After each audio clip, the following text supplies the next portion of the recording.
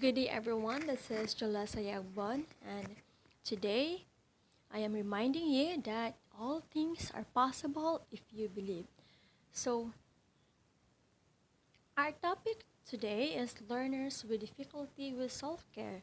But before we dig into our topic discussion, I'm going to introduce to you the members of Group 1 presenter and reporter, namely Jules Sayagbon, yours truly, Christine Ampo, Junel Orestila, fourth Erica Baha, fifth Joanne Bernalas, and the last one is Mavar Boncalas.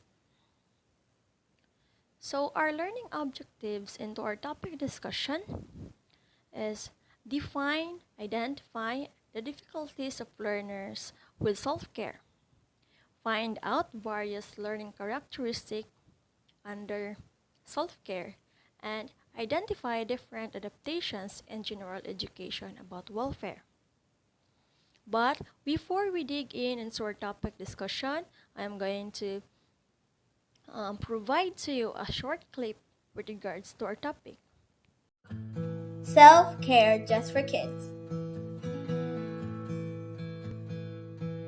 Hi, today let's talk about self-care activities for kids.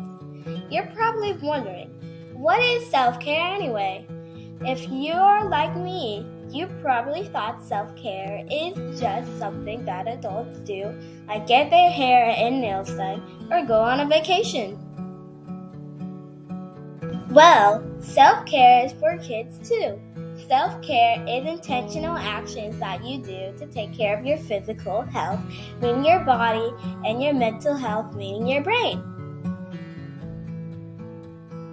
Some examples of self-care activities include taking care of your hygiene, like brushing your teeth every day, wearing deodorant, and putting on clean clothes. Self-care also includes putting good things into your body like eating fruits and vegetables and drinking plenty of water. You can also practice self-care by exercising and staying fit. Try going for a walk after school, playing a sport, or just dancing around in your room. Self-care also includes being social. You can do this by hanging out with your friends, saying good morning to your neighbor, or picking up the phone and calling to talk to your grandparents. One very important part of self-care is rest and relaxation. You can relax by meditating, listening to music, reading a book, or painting. Don't forget to go to bed on time so that your body can reset to help you feel refreshed and alert for the day ahead. Remember to practice self-care every day. You are important, and taking care of yourself daily is a good practice to ensure your overall health and wellness. Comment below and share with us what you like to do for self-care.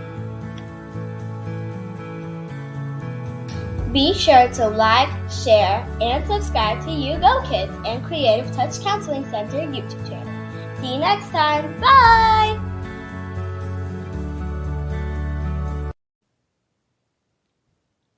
Okay, so now we're going to define what is self-care. So before we deepen into our topic, I am going to define to you what is self-care.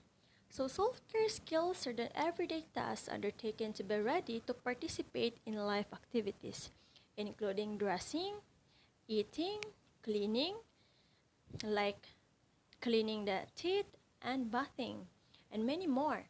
They're often referred to as activities of daily living or ADLs. Well, these are typically supported by adults and young children. It is expected that children develop independence in these skills as they mature.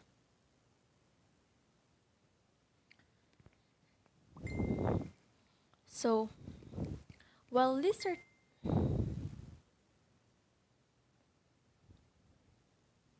so what is self-care? Self-care skills are everyday tasks undertaken to be ready to participate in life activities including dressing, eating, cleaning teeth, and more. They are often referred to as activities of daily living. While these are typically supported by adults and young children, it is expected that children develop independence in these skills as they mature. So just like preparing for ourselves when we go to school, so it is very understandable that children's or toddlers they are assessed by adults and dressing. No, just like our siblings that are younger than us. So we're going to assess themselves because they're not able to do the task that young adults are able to do so. So as we are so we all know that we're college students and we are responsible enough to take good care of ourselves. So self-care skills also is one of the first way that children develop the ability to plan and sequence task performance to organize the necessary materials to develop the refined physical control required to carry out daily tasks, be that opening lunch boxes, drawing or standing up to pull up pants. So this is the most basic example of self-care. So when we are young, so at our age 5, so ano na magsugod na tagaon, and then before we are a year old, um we were able to know how to handle or to um how to make or how to provide ourselves the food that we need to eat. So kaibaw na ta muhungit, and then as we as the time passes and then we grow older, we were able to know how to prepare for our daily task. So kaibaw na ta dili na ta we're independent enough to know the how to develop and organize necessary things. So just like making projects, making a learning plan or a lesson plan. So we are going to know how to um, how to establish the chronological order of the materials needed. So inana ra pod ka simple ang pag-apply sa self-care sa atong kagalingon. So dili lang sa atong mga skills ma-develop kundi sa atong kaugalingon. And in that ways, we will be independent to ourselves. No. Next, the term self-care will suggest that these skills are expected to be done independently, and in many cases, it becomes inappropriate for others to assist for such tasks, age-dependent, of course. So, so as what I have said earlier, that this some of the self-care are inappropriate because others need to be assessed. So they are dependent on the others. So how does how are what is the reason why others are dependent? So na na yung mga reason no. So now we're going to define also difficulty self-care. So this becomes a limiting factor for many other life experiences. It makes it difficult to have sleepovers of friends or families to go on school, preschool excursions. Children may stand out at birthday parties if they are not comfortable eating and toileting independently. So they may experience bullying or miss out on the school experiences as a result. So one of the example also of the inability or difficulty in self-care, inability to assess themselves is because they are they are dependent on others, no? Because in some cases nagrely ra sila, and then naay certain problems or naaba siya anxiety or something like that or disorder that triggers because na siya dili bitaw kahibaw siya mo speak out, and then di siya kahibaw mo control sa iyang kaugalingon. No, some social experiences mo junay resulta. So, and these things also happens also when I am in grade 1. So basically not me, but my classmate is experiencing this as well because he is not able to go to the toilet because um and he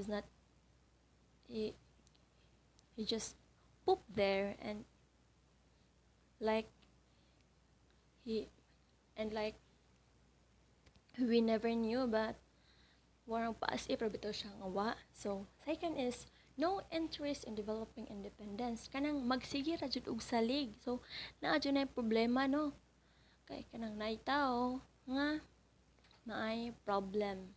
So what happens nganong naamay difficulty in his or her self-care. So the third one is learners such with mental disabilities. So what are these? So as we tackled earlier about the learning disabilities, is either na siya mental disorder or the conduct disorder, Tourette syndrome. So ang Tourette syndrome nara siya kanang ang Tourette is something maka-care siya siyang kagalingon, but then again nagyapoy disabilities kay maglisod siya og handle siyang kagalingon. And one thing is mental retardation. No, because they were not able to assess themselves all the time. No, dili sila. Also, that persons that has Down syndrome, although makakaon man sila, but then again, na-adjay problems na dili ikuan, dili siya, lahi ra jud siya sa normal person. No? So, it is very understandable that young children are not that are having difficulty with self-care. It is because they are wala pa bitaw sila buot, wala pa sila kamuang-muang sa kalibutan, and then kinahanglan pa jud sila i-assess kay maglisod pa man sila og lakaw, something like that.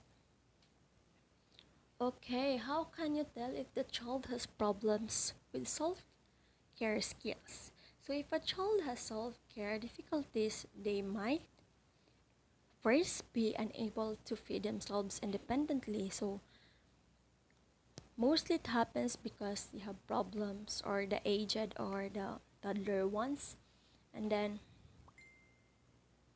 require more help than others of their age to get dress or undress. So dili bitaw kay bao makasuot sa ilang kaugalingon o maglisod og suot og maglisod og basta like maglisod sila og hubo sa ilang mga sinina or something like that, mga short, underwear, like that. Kanang apo na one thing that belongs to it is kana bitang nasakit. So it is very understandable that they belong to persons that has difficulty with self-care. So but then explain further pa na sa the next reporter. So third is find it difficult to tolerate wearing certain clothes, and then struggle to use cutlery. Fourth is needs adult to open food packaging in their lunchbox. So kana bitang maglisod pa og open sa lunchbox, maglisod pag nail cutter, something like that. Refuse to eat certain foods, pilian og pagkaon, and then be unable to coordinate movements to brush teeth. Di pa kay ba mag-brush teeth bitaw? No? And then requires extensive help to fall asleep. So kasagaran jud ani as mga bata kanang maglisod pa bitaw katog, and persons with disabilities as well. Choose to toilet only at home where there is an adult support. So kini jud ani mga bata man kanang below 3 bitaw, and then be late to develop independent daytime toileting. Last is show limited motivation for independence and self-care. So they wait for adults to do it for them instead. So they are dependent to others, in short term. So that would be all for this meeting. Once again, Julessa Agbon, and God bless. Now, let's talk about the identification of learners with difficulty with self-care. Young children suspected to have cognitive deficit which manifest as difficulties with self-care can be identified at a very young age. The traditional approach to measuring levels of severity of ID was determined through the use of intellectual tests. Intellectual tests can be referred to measure or identify the level of severity of the child's intellectual disability, which in the mid-level, the IQ or intelligence quotient is 50 to 70, moderate with an IQ of 35 to 50, severe with an IQ of 20 to 35, and profound with an IQ below 20. So, at a very young age, we can actually identify children with difficulty with self-care through their behavior and ability to coordinate movements, like it finds difficult for them to wear certain clothes or to dress or to undress, unable to feed themselves independently, and they refuse to eat certain foods. They are unable to coordinate movement to brush their teeth and require extensive help to fall asleep, and also late development of daytime toileting, which can possibly result to delayed development of the child growth. Based on the American Psychiatric Association 2013, using measures of intelligence is only one aspect, as adaptive functioning also needs to be assessed to identify whether a child has an intellectual disability. So, in measuring the intelligence of the child, it requires adaptive functioning in order to identify if a child has intellectual disability. So, what is adaptive functioning? Adaptive functioning means how well a person handles common demand and how independent they are compared to other similar age. Some examples for this are the ability to work and practice social skills. The presence of ID or intellectual disability in IDD means the differences that are usually present at birth and that uniquely affect the trajectory of the individual's physical, intellectual, and emotional development.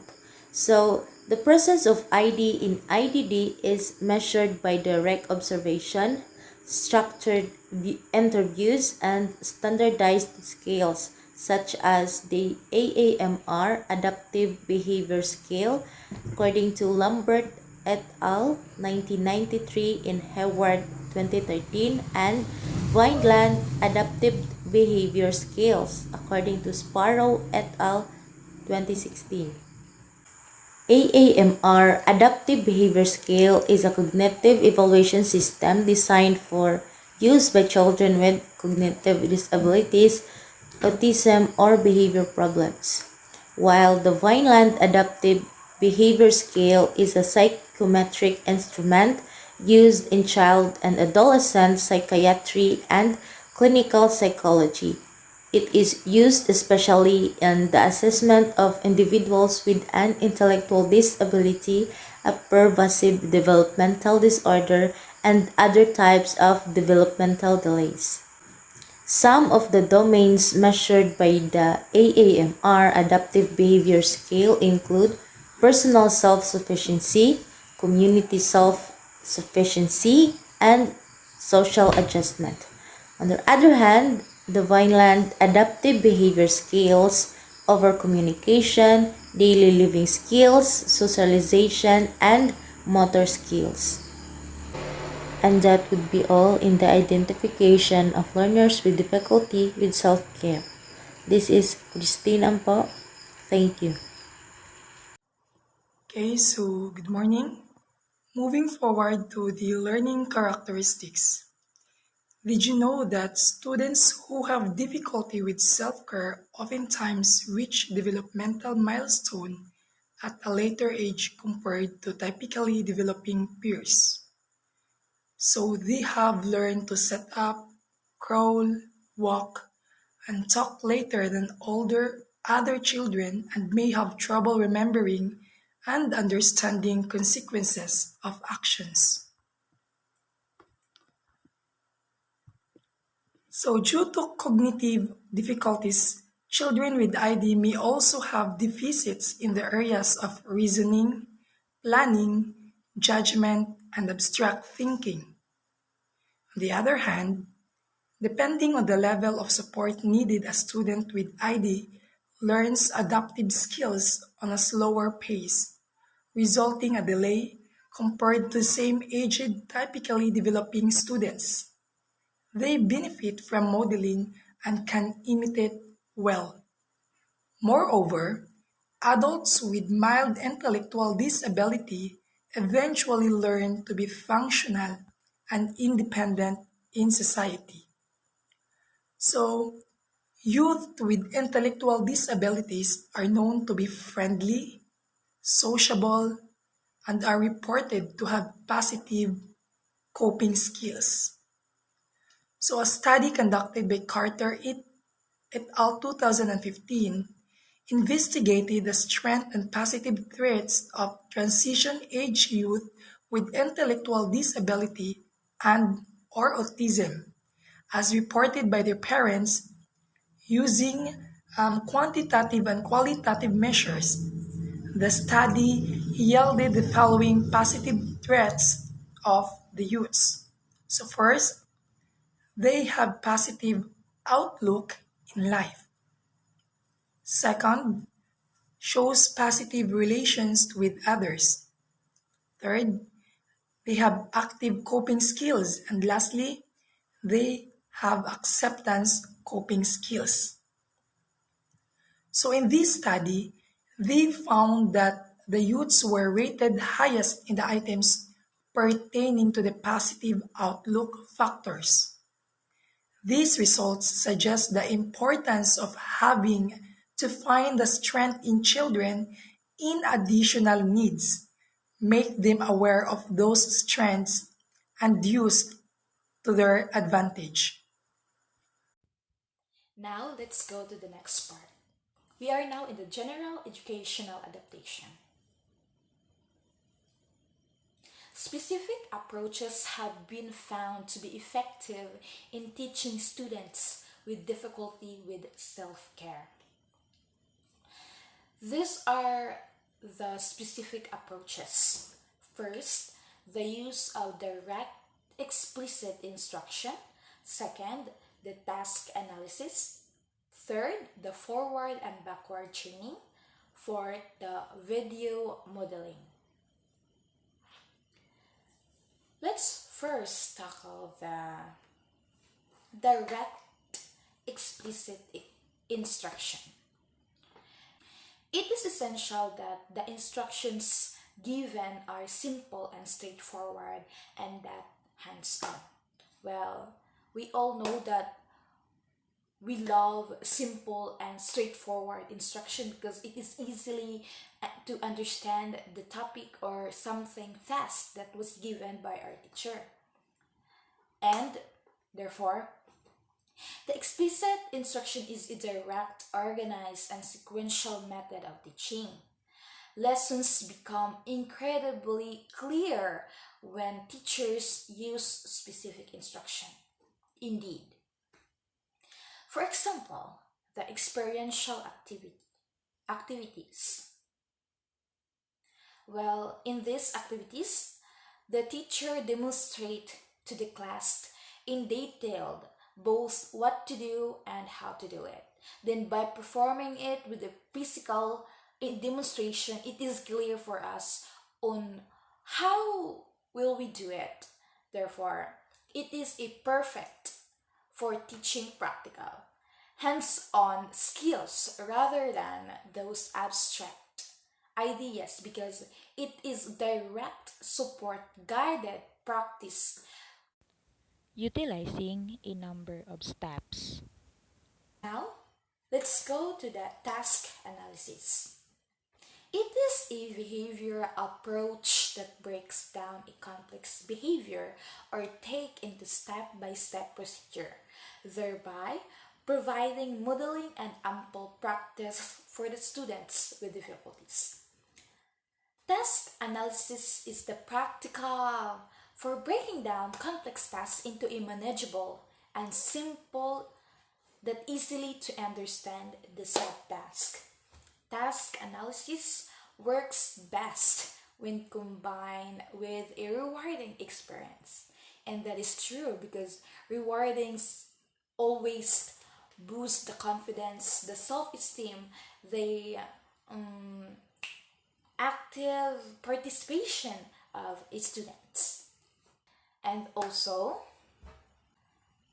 we always reward our student when they are in a good behavior, especially when they carry out each step or finish the task. For example, the washing hands. And the reinforces this could be a high five or a verbal compliments. And also, we should never forget that we should take it into account the reinforces that are significant and inspiring to our students. As well as, let's keep it straightforward and be sure that our student will benefit from the reinforces that we choose. That's all for my part, and I will give the floor to Juan. Steps is linked together like a change. One leads to the next and one next to the next until you have completed task. You can start the chain at the top and work forward, or you can start to the bottom and work backwards. We have here two chaining to become independent in using self-care skills. First is forward chaining. The program begins with the first step in the sequence, such as getting the toothbrush and toothpaste, then providing the need handover, hand assistance, and then gradually fading verbal and then gestural prompts. The goal is to allow the student to master the first step and then followed by the next step in the sequence until the entire task has been performed. So, in forward chaining, here your child starts off with a feeling of success. This is important for those kids who shy away from engaging with challenging tasks. Your child begins with independence because they are just prompted. They will do it orderly as step 1 will comes first, followed by step 2 and then step 3 and so on. It's like we want to start by focusing on mastery of the first step of the process. We will then move forward to the next step of the process. We can't just move like from step 2 and then jumping to step 4. No, it must be sequence. The child has to progress all the way to the final step so that it finish the task with mastery and independence. It makes more sense intuitively as this is how we usually approach learning tasks. On the other hand, in backward chaining, the teacher models all steps from the beginning and then allows the child to do the last step of the behavior chain with assistance and prompts.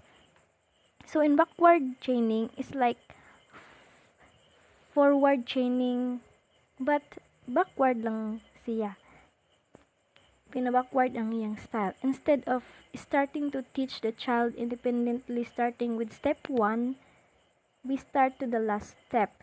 They have to do first the last step with prompt and then Once the child mastered the last step, which was taught first, they always end task with a success. This is important for kids who can feel discouraged by finishing a task on a challenging note. After that, this this means that we will give them assistance for those remaining steps. Teacher continue teaching or modeling all of the preceding steps until the child can do all steps from first to last with full success and independence. Backward chaining is popular strategy to those children with apraxia.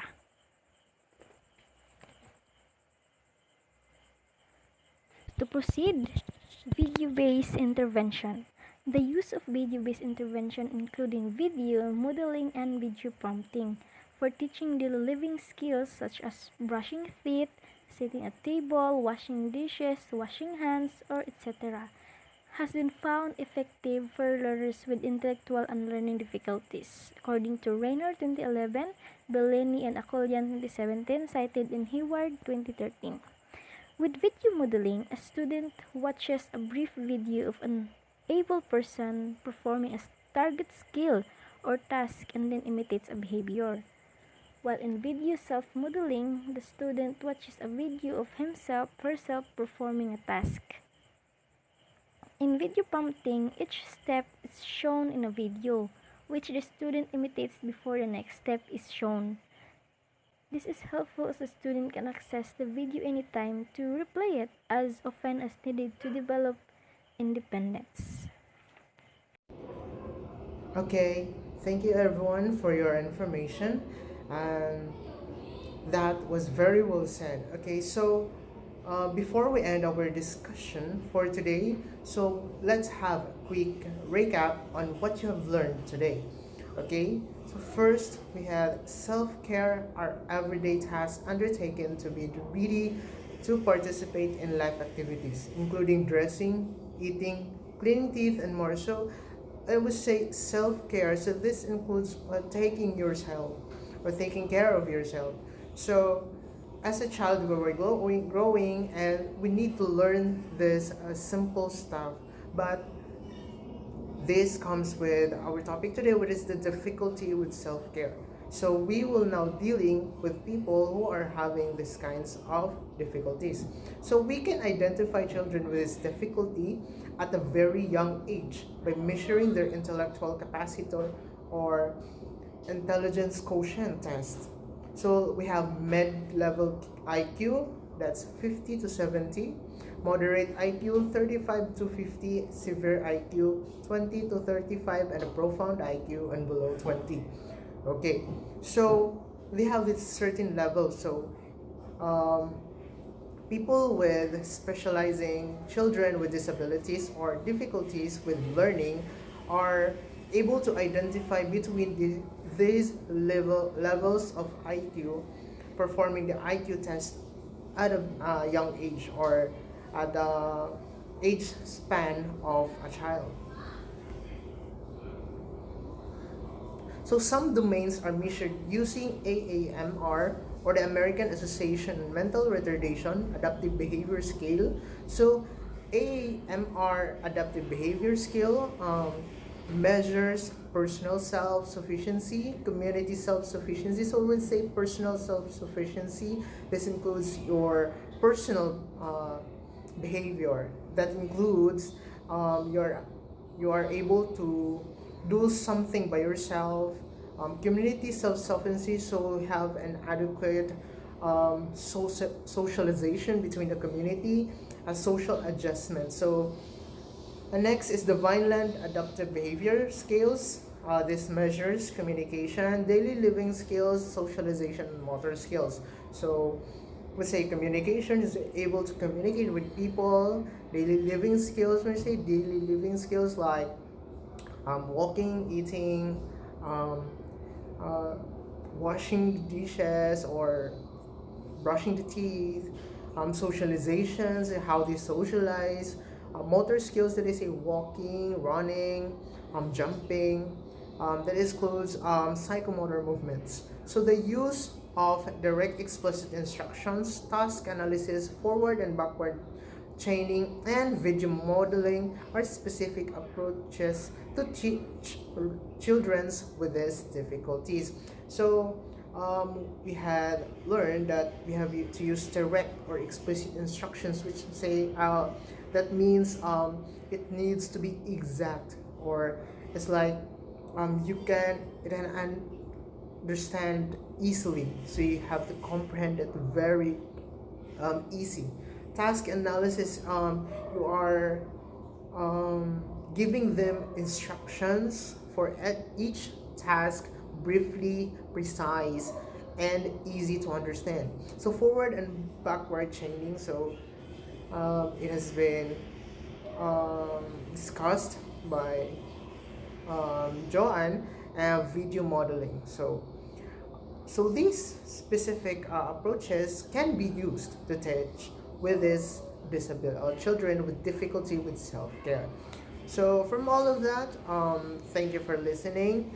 On behalf of Group 1, we are able to discuss effectively this lesson, and I hope you've learned and understand our topic for today. That's all for today. Thank you and good day, everyone.